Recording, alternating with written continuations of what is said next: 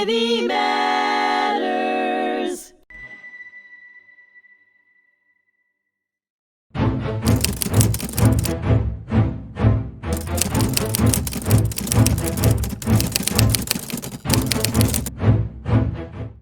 Hello and welcome back to History Repeats. I'm your host as always, Liam Carballal.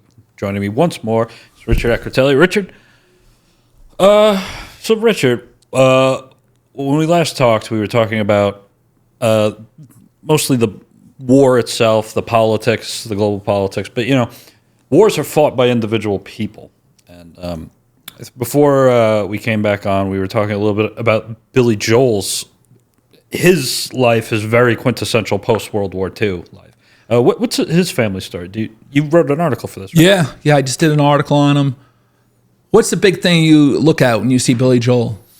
Piano? The piano, but he looks like your next door neighbor. Yeah. He looks like a guy like you would pass in the store. Yeah.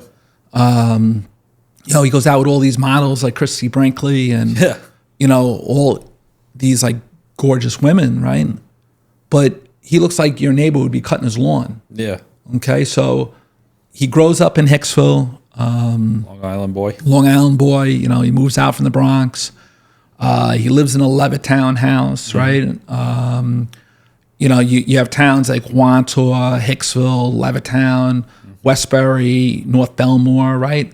All these areas, East Meadow, that are all communities that are built as a result of World War II through the GI Bill. Yeah, the housing and everything. Yeah. So I did not know this. I knew a little bit in terms of the anti-Semitism that was seen down in Charlottesville, that he started playing in concerts with a star in his front and his back of his suit jacket. Really? Which we would see here on the other side of this wall at the Holocaust Museum, right? Wow. I always thought it was just him against some of the controversial views of Trump when he came to Charlottesville, and then that nasty incident that was down there was really bad, right? From a couple of years ago.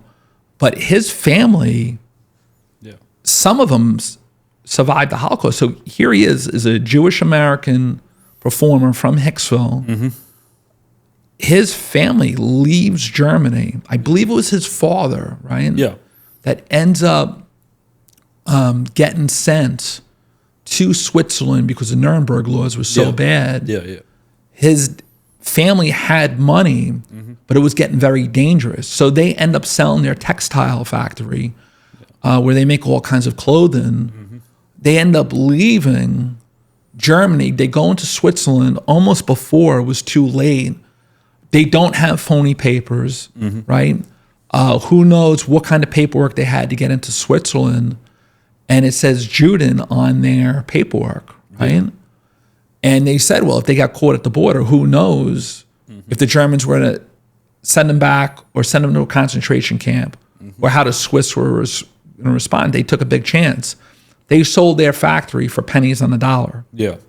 Turns out that factory made clothing that ended up clothed the concentration camp inmates itself there. I did not know that. I had no idea about that.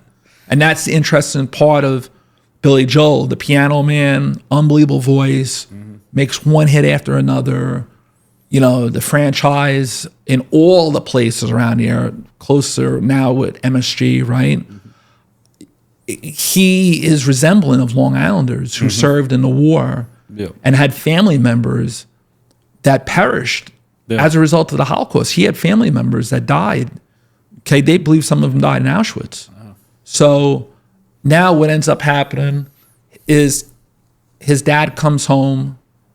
There's anti-Semitism, the HBO documentary that was just done. There's nothing quite like that. If they touched upon his family's history, it wasn't as much as what HBO had just done. Probably maybe a third of that episode, there was 2 main episodes that were 2 hours long, was based on his family. So what happens is his dad comes over, they live very average, you know, blue collar, middle class, like most of Long Island, right? Working class. So there was actually signs of racism and hatred and stuff like that for what was the Meadowbrook Swim Club. Yeah. That Jews were not allowed there. Yeah. There's sundown towns in Oyster Bay. Like or was it? With Robert Moses, right? Yeah, with the bridges. He builds these beautiful bridges, unbelievable stonework, right? Yeah. But he doesn't want the city buses that are most likely going to carry the blacks and the poor people to his beloved state park. So that's the irony. Yeah. Robert Moses was Jewish. Mm-hmm. The parks were built for the average people, right? On Long Island, the parkways go to the parks, right? Mm-hmm. And in the 1930s, he refused to lower the cost to get into the parks or over the bridges so that people can go there, because he didn't want either the blacks or the poor people from the city there. So you see that like resentment here. So his dad, was very distant in terms of Billy Joel and his sister. I think his sister's name was Judith. And he leaves when Billy Joel's 8 years old. Abandons the family. Abandons the family. So he goes back to Europe. He uses the phrase to his son, "This world is a cesspool," because he liberates Dachau. Mm-hmm. He sees that American soldiers went crazy. Mm-hmm. They thought the war was coming to an end and that the Germans were very closely related to the United States, and middle class and nice homes and so on, right? We start going to the camps, they go crazy, right? Because they can't believe this stuff is, they heard rumors, but until they actually saw it, they couldn't really put it together, right? Our government knew, but that's a completely different story. So now you have a younger man. He's not making much money here. He's got the war on him. Veteran. He's got 2 kids, right? He ends up going back to Germany, and then he ends up in Austria. Yeah. The song Vienna, which is a great song by Billy Joel, unbelievable song. I always liked it. I always liked the way it sounded, and I didn't know really what it meant. It was in connection to his father, because he was playing in Europe. And the crazy thing was, like, he always had like that hollow feeling, because I just want to meet my father and see him and do these things. He was a talented musician and piano player, and the mother too, was with the arts and stuff, to the point that Billy Joel learned how to box. Yeah. Because kids would be making fun of you. You got those big communities. You got a lot of kids, they're tough kids. And people don't realize this, but when you hear that song, "We Didn't Start the Fire," he makes all those boxing references. It's because he was a boxer. He was a boxer. He was a pretty tough kid. Yeah. He was an average kid, So it's sad, because he meets his dad. His brother was like head of like band symphonies. He was in the front with he was directing everyone, and his unbelievable musical family. The stepbrother, right? The stepbrother, his half brother there, and half brothers. And him and his dad are playing the piano, and it's like almost like a father and son having a catch, right? Yeah. But there wasn't that bond. No. And you could see them standing. One's kind of over here, the other one's over there. They're making small talk. But it was a very, very distant relationship. And how does this get back into the war itself? Because you had millions of soldiers coming home from both fronts, right? From the European and Pacific theaters. We weren't bombed. Nobody fought here. Very little. We were like one of the few countries to claim we actually won the war. Yeah, I mean, and that's what they always say about the American middle class from like 1945 to 1990.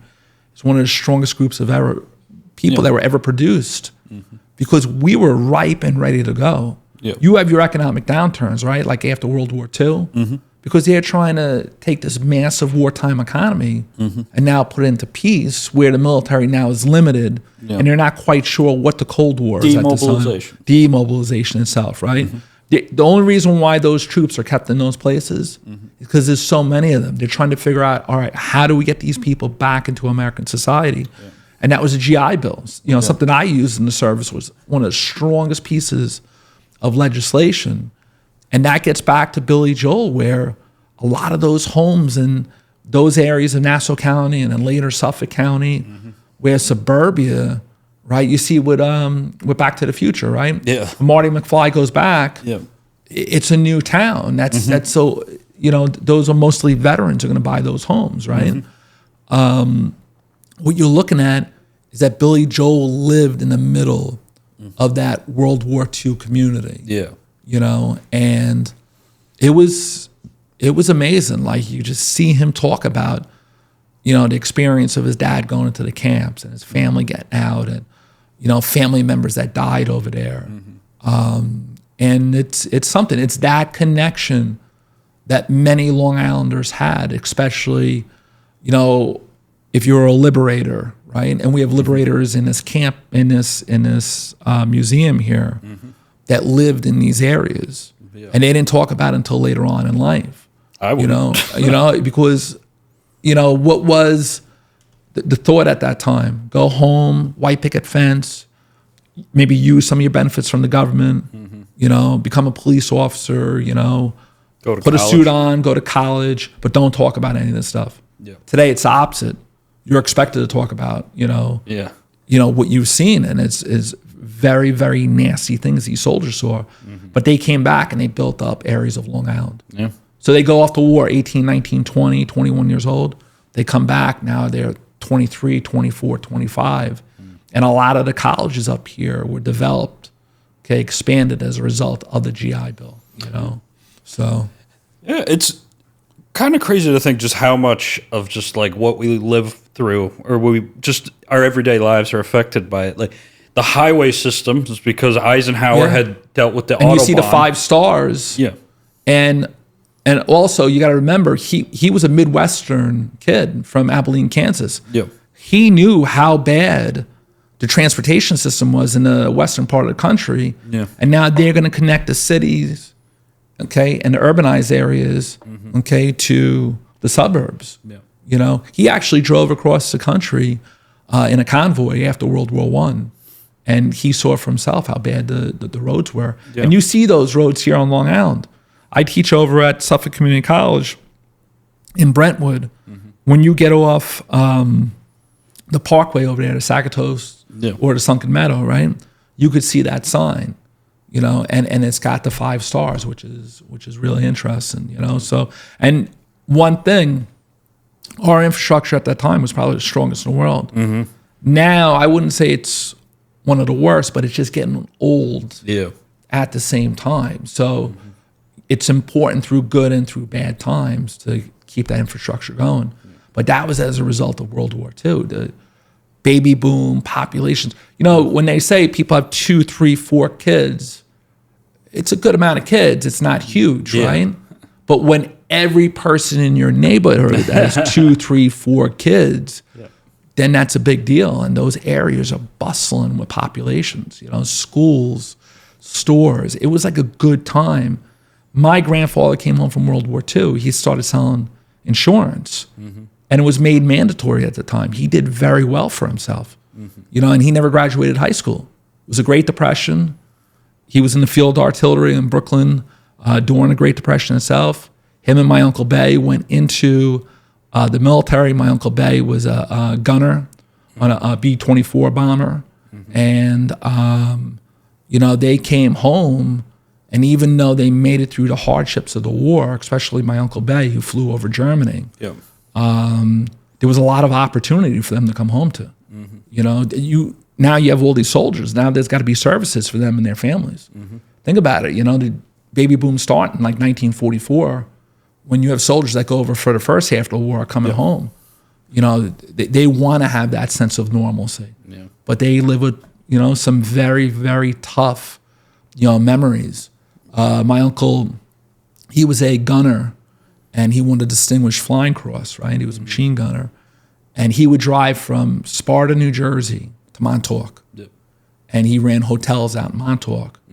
And I always tell, like, my aunt and uncle, at some point when he was driving out there, you know, he was, you know, thinking about the war and everything that he had seen, things that he rarely spoke about, you know. So, but, you know, it's an interesting part, because we look at the domestic, right? And we see it here on Long Island as being this tiny place, a speck on the map, but a hugely populated area, right? And it's going to be tied to the city, right?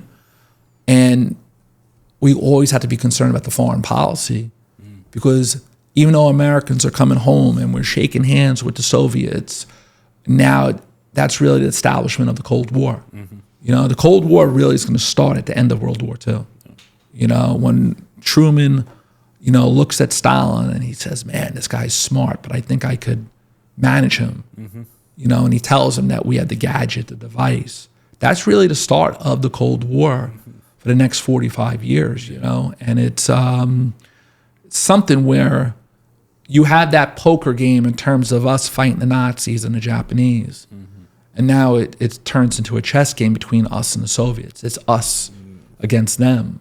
You know, with them controlling so many countries and then us. And then you get the likes of Patton, who nobody wanted to hear that we should have just kept on going. But what did Patton say? You can't allow the major European cities to fall to communism because they're not going to leave. They, you know, they lose 29 million, you know, citizens. You know, those areas were buffer countries, you know, and they didn't like being part of the Soviet Union. The Poles, they hate the Soviets, and today they hate the Russians. The Hungarians and the Czechs will have their own revolts, and you know, they basically almost have a gun to their back, that sort of thing, for a very long period of time. And then immigration, which we know after 1990, the Russians are now going to come here to Queens and Brooklyn in large numbers, because for 70 years, from the end of World War I, and then the Russian Revolution, right? They're stuck. They're stuck. And we don't want any Russians and then Soviets here because we really are concerned about communism and it's spreading, you know? There's actually, in my hometown, Seacliff, there's two Russian Orthodox churches, and they're both, I think they were both built after the Cold War started, just from like conservative Russians fleeing the Soviets. So, just kind of wild to see just how much of the world has been shaped. And it gets definitely shaped at this point. You know, Truman is he's a junior wartime president. Stalin has been in, you know, 1920s, you know, maybe even 25, maybe, because Lenin dies, right? So he's been there. Churchill at Potsdam, he's going to get voted out of office. FDR dies. But, you know, Truman was one of those presidents where they always say, like if you look at Obama, then Trump, then Biden, and now Trump again, you got to give them at least 10 to 15 years to see if their policies really worked out. Truman is one of those guys where, you know, he doesn't have the flair of FDR and then later Eisenhower, almost like a John Adams, right? He's got Washington before him and Jefferson after him. You know, like it's tough. You know, he was more of a regular guy. He spoke his part. He's got some of the greatest sayings. You know, the buck stops here, and right. What is it? If it's too hot in the kitchen or whatever the case was, then get out. You know, that sort of thing. You know, people kind of looked at him. They kind of said, you know, he's not exactly FDR, but he's going to establish the guidelines of the Cold War through the Truman Doctrine, the Marshall Plan. You know, like, hey, listen, the Soviets, the one thing they respect the least is weakness. You're seeing that with the Russians today. The Russians are outproducing the United States and NATO when it comes to ammunition right now. They've completely gone to a wartime economy. Now, I don't think they've done a great job fighting against the Ukrainians, right? Because of the brutality of the war, right? But they don't respect to weakness. When Trump meets with Putin in Alaska, Trump just can't be glad to get peace. It can't be a victor's peace. You know, and the Ukrainians had to have some sort of say over it, or they're not going to, they're just going to keep on going. You know, so at the end of World War II, we kind of realized that our allies, you know, are no longer our friends. You know, that, you know, those free elections never came to parts of Central and Eastern Europe. That, you know, you look at Greece and Turkey, they hate each other, but they don't want to be communists. And that's the irony of NATO, right? That if one gets attacked, they have to support each other. You know, so what does that show you? We don't like each other, but we don't want to be communists either. Like we just spoke about in our last episode with the Japanese, they didn't want to be communists either. I mean, I'm not trying to give them any props in terms of the end of World War II, but they ended up fighting, against the Soviets itself there, because they realized that we don't want this form of government here, right? The Japanese knew there was going to be changes, right? And MacArthur's going to end up leading that country for like 6 years, and he'll rewrite the Constitution and everything else. But communism was just a Scrooge that nobody wanted. It was like crazy, if you think about it, and closer to home, right? The first United Nations here on the East Coast was in Lake Success and then Manhattan. And, this was a global community where, if you remember, the League was a good idea, but it was so weak that the UN was supposed to right some of the wrongs of World War II, that sort of thing. So, we just mentioned the UN. I think one last thing we should mention with the post-war, so the creation of Israel. Up until that point, there was still a lot of ethnic tension between Palestinians and Israelis, or Jewish Israelis, and it culminated in the War of Independence in 1948. There's just one story about it that I always thought was very funny. Harry Truman was president at the time, and there was, I guess the opinion of the State Department was like, we can't recognize Israel because that will alienate the Arabs. We need oil. The Cold War's starting. We're going to need oil. This is not a good idea. But Truman's like, I want the basis of my foreign policy to be at least based somewhat in justice. Yeah. So he was on the fence. And what turned it, this is just so funny to me, his best friend... Yeah, it was his former business partner. Business partner. Yeah. The guy was a traveling salesman. He was not involved in the State Department or he wasn't a diplomat or a lobbyist. He was just some guy, and he just kept pressuring. He was Jewish. Yeah. And he spoke to Truman and said, these are the sufferings that you know of. It's time for this group of people to have their own homeland. Yeah. There's another thing that gets into that decision.